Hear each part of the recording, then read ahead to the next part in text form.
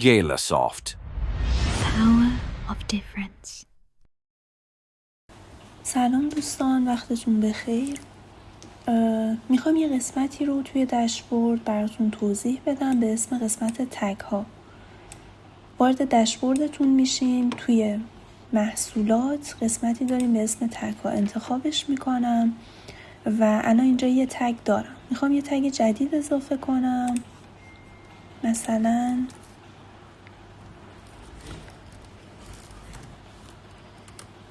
ویژه یلدا. میتونیم براش تصویر هم بذاریم. وضعیت هاشم روشن میکنم و اضافهش میکنم. خب این تگ اضافه شد. میخوام ببینیم که اصلا کجا کاربرد داره. اولا اینکه من میتونم هر کدوم از محصولاتم رو که میخوام جزء این تگ ها قرار بدم. مثلا من میخوام 3 محصول اولم تگ ویژه یلدا رو داشته باشن. وارد صفحه محصول میشم توی همون داشبورد و اسکرول میکنم به پایین و بعد از فرم مربوط به محصول یه قسمت تگ ها داریم. قبلا یه تگ تابستانه گرفته این محصول. من میخوام ویژه یلدا هم بهش اضافه بشه که اضافه شد. به یه محصول دیگه هم اینو میدم، مثلا تیشرت نخی مردانه. تگ ها ویژه یلدا. خب این از این. حالا بریم توی سایتمون.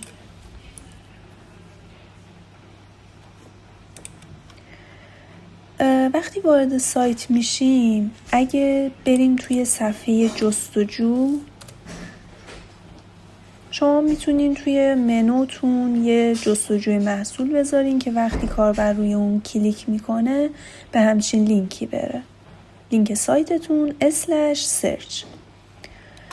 وارد این صفحه که میشین، هر چند تا تگ داشته باشین قسمت بالای صفحه نمایش داده میشه و اگه کاربر روی اون تگ ها کلیک کنه وارد صفحه محصولاتی که اون تگ رو دارن میشه.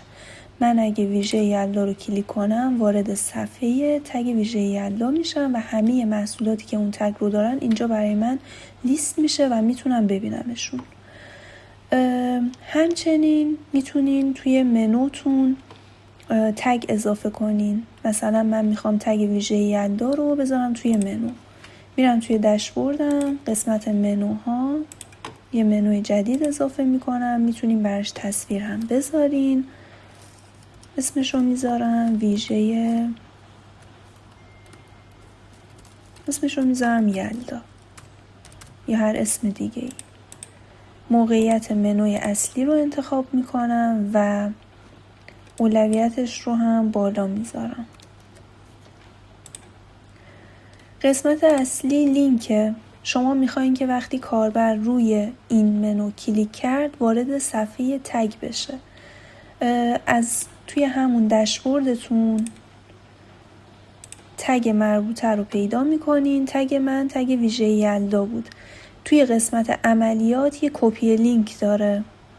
روی این کلیک میکنین و موقع اضافه کردن منو همین لینک رو اینجا پیست میکنین. وضعیت‌هاش هم روشن میکنم، افزودن رو میزنم. حالا اگه برم توی سایتم رفرش کنم یه همچین منوی جدیدی برای من ایجاد شده که فرض کنیم توی صفحه اصلی باشیم. روی این منو کلیک کنم دقیقا منو میبره باز به همون صفحه تگ یلدا و کل محصولات این تگ اینجا به من نمایش داده میشه.